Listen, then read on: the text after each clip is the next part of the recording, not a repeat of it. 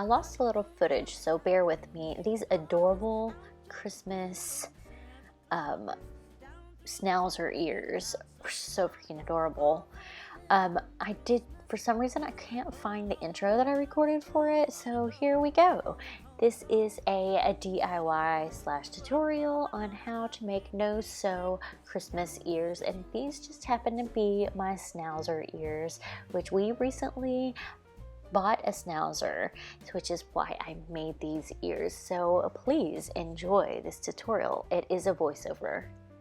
So everything that you need for your DIY is your fabric, your ear fabric, your bow fabric, any kind of trim you want to use, whether it's rope, puff balls, whatever, any kind of trim you want to use, hot glue gun. I use cardboard, you can use foam. I've used foam before. They both are work equally well. And a Sharpie, and then your cutouts to trace. And I think that's everything. Oh, headband, did I say headband? The last thing that I will mention is sometimes you like to do a little extra on your ears, not just a bow in the ears. And if you want to do that, you get those little trinkets and you can hot glue them on. All of my ears are no-sew. I cannot sew. I can about sew a button on a pair of pants, and that's about it. All right, so that's everything you need. Scissors. So to begin with, you need some cardboard, and you need a small stencil and a larger ear stencil. So on the cardboard, you're going to use the smaller ear stencil, and you're going to trace the stencil with a Sharpie or marker or crayon or whatever you want to trace it with. And you'll need 4. Here you'll see that I do way more than 4, but you do only need 4.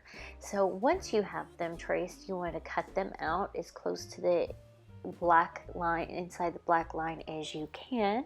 And then once they're all cut out, you just need to take the ears and put them together and trim the outside of the ears so that they all line up evenly. Once that's done, you want to do the same thing with your fabric, but using the bigger stencil, and instead of drawing around where the curved part of the ear is, you just want to leave that there, because the fabric needs to be loose right there to where you can fold it over when you start to glue your fabric to your cardboard. So once you have everything cut out and ready to go, you want to begin to glue your cardboard. And to do that, you put the cardboard in the center of your ear with the curved piece towards the open area of the ear where you did not draw the curved piece onto it. You want to slowly glue the edges down, and make sure you pull it tight, but not too tight, because you want it to go all the way around. You don't want to pull your fabric. Be sure not to fill in the area where the curve is, because you want to stuff your ear. When you go to stuff your ear, you are using polyfill. You can use your finger or the polyfill stick that is provided with polyfill.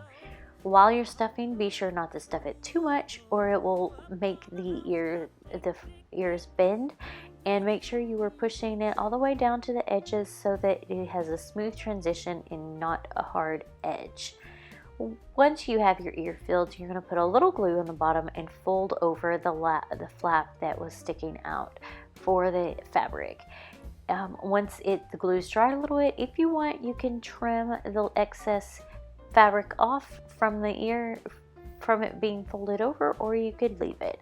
Once all your ears are done and stuffed, you can measure them up to each other and line them up correctly, and then glue around the edge on the back side of the ear, and then a little bit in the center, and hold them together. I like to put the ears under my knees so that they could get stuck together nice and good without any gaps. Once this is complete, you then want to take your ear and find a trim that you want on the ears, and then measure it just a little bit longer than the surface of the edge of the ear so that you could tuck it under on the curved part of the ear. You then want to start gluing by one end to the other. You do it as slow as you need to make sure that it looks good. Once those are done, you want to take your headband and a previous headband that you made or a Parks headband and measure it up, and then make sure that your ears are aligned in this correct position. Then remove the already created headband and put glue on the bottom of the ear, hold it tight to the headband. Once that's done, if you want to add trim around the base of the ear where the ear and the headband meets, you can do that. You just measure it out and then hot glue it on. To create your bow, I do about 6 inches long, 4 inches wide, and cut out a piece like that, and then I've glue the two little ends, like all the little ends inward a little bit, and then fold it over to where you don't see any of the opening back of it, and then I fold it in half to make the bow as wide as I want it, and then I do an accordion fold and I hot glue in each corner on back and front. I then cut off another small piece of the fabric, fold it over and glue it, and then wrap it around the bow and glue that bow to my ears, and that is the finished product of my ears.